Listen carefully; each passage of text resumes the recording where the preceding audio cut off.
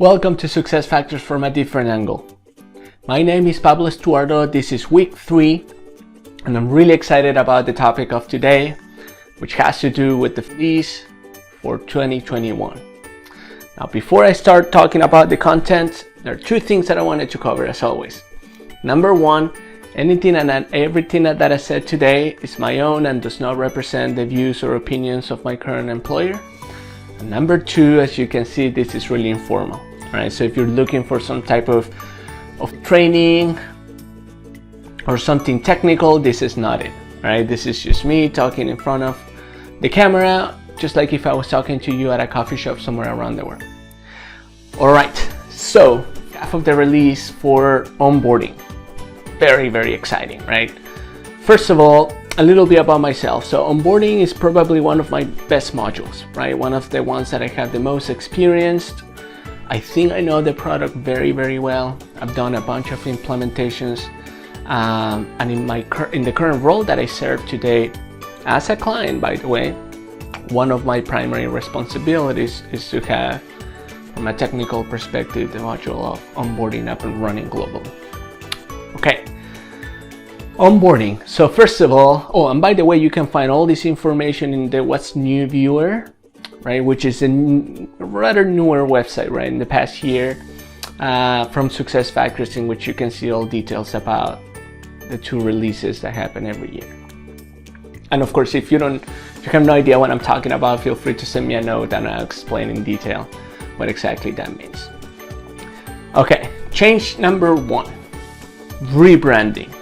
Okay, so onboarding has been traditionally called onboarding, right? Or at least until, which historically, right, was the KMS system, until onboarding 2.0 was announced and released, right? And since that point, which was a couple of years ago, actually even more than that, we've been referring to the newer version, onboarding 2.0. All right, and of course, because of that, we started calling the legacy onboarding 1.0. Well, that is changing. Now the newer version, which we were calling onboarding 2.0, is going to be called just onboarding.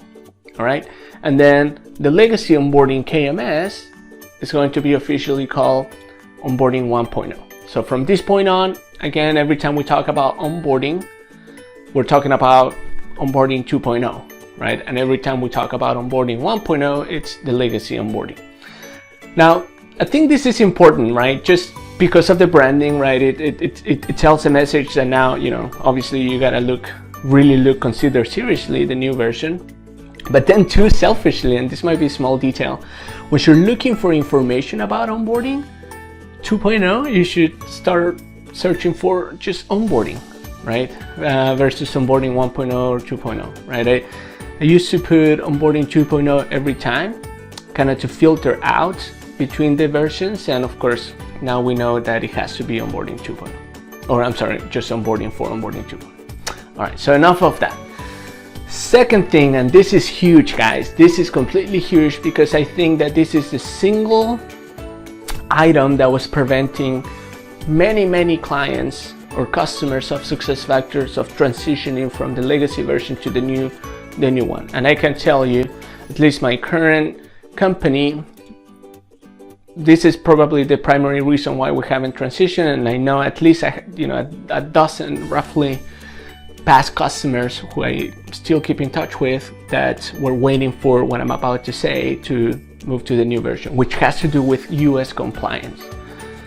You might or might not know, but in terms of compliance, traditionally in the process of onboarding, which has to do with I-9, E-Verify, tax forms, and things of that nature, for the US is extremely complex, very, very complex. It varies. On the I-9 front, there's so many variables, so many different type of visas, so many different processes. You got re-verifications, you got changing data, integration with E-Verify, and within it, I mean, so many scenarios, right? Especially for the global firms with many, I mean, it could get super complex, right? So this is huge. And so what do I mean with compliance? So first of all, the I-9 form. right? The I-9 form is released. I haven't really played around too much with it, so I don't know the state of it, again, because it can be complex. But at least the fact that it's there is huge, all right? And this is, of course, for general availability. Also, the integration with E-Verify became available for early adopters. Okay, so it's not yet available for GA or general availability, but again, it's a good sign that it's already there. The reason I'm mentioning all this is that if you're considering onboarding 2.0 and you were waiting for the release forms, now you are actually at a place in which you should start planning your implementation. Yes, you have to re-implement it. Let's call it how it is. It's not an easy transition. It's a completely new technology, so you will have to engage a partner, or at least a consultant, to help you through the process. But now the system, I feel like, is ready. There's still some gaps, by the way, technically speaking. Flexibility around emails and a lot of small details, but at least compliance is there. Again, this is huge. All right, so I-9, right, and everything that comes with it. Section 1, Section 2, re-verifications are there.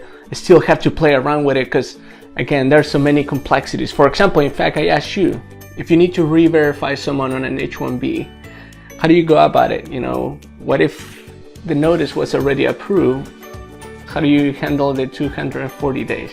Very technical, very complex right there, but those are some of the little things that you have to know before you move to the new version. All right, so we talk about I-9, we talk about E-Verify for early adopter. The third major item that I think it's been released that I think is huge. I still don't understand why people don't talk about it, but it has to do with cross-boarding, right? Onboarding now, it's basically built on the native BSEX technology, right? It's almost like an extension of Employee Central, and therefore cross-boarding now is a no-brainer. Why wouldn't you have cross-boarding? We could argue the same with onboarding 1.0, but there were some complexities. Well, now that is released, right? The internal hires. It was kind of buggy before, and you kind of had to, it wasn't as straightforward, let's put it that way, versus now it's there, all right? Now this is really big too, especially for global companies like my current one, Russia, right?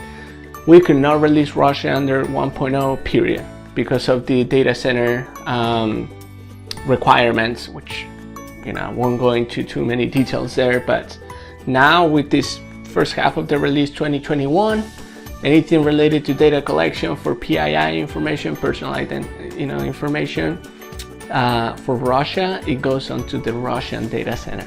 Huge, right? Now you have, from a compliance perspective, the ability to incorporate Russia into your footprint of onboarding. Oh, by the way, I'm really excited about this because we did a fit gap analysis, and all of these things made it onto my list why we could move. But now that many of these have been or becoming available, just like us, I think many clients or many customers are going to start moving to onboarding 2.0, or I should call it onboarding, very, very soon. And then a feature that I guess is not that big, but I thought it was cool and interesting, is the fact that now you can send the payloads directly to Qualtrics in terms of offboarding, right? And what I mean by payload, integration. So you can leverage integration centers to send the information once you're triggering offboarding directly to Qualtrics, and that can generate an email with the survey to go directly to the person who's been offboarded, to capture some information through Qualtrics. All right, that's what I have for today. It kind of went all over, but again, in summary, onboarding 2.0 is being rebranded to just onboarding. I-9 is finally there, or compliance forms, right? E-Verify for early adopters, and then this integration with Qualtrics that I'm talking about. Already talk about E-Verify, the Russia data center components. And then, of course, this is by no means inclusive of everything that is coming out. These are what I think are the major changes. I invite you to check out the What's New viewer, so you can understand what else is coming. But I think, I guess what I'm trying to say, guys, with this video is that this is a major point in the adoption of Onboarding 2.0, because I think compliance was the bigger things preventing many organizations of moving. And with this now, I think everyone is going to start moving. You will need to engage someone, by the way. There's no way around it, I don't think. And I always ask people to talk to whomever you're going to engage, because regardless of the brand, regardless of the years of experience, it's really about the person, right? The person is going to, who helps you implement, is going to make or break your implementation. So with that, if you got anything out of this video, it ended up being longer than I expected. I invite you to, if you made it all the way here, I invite you to subscribe to the channel, tell all your friends about it, and I'll see you next week.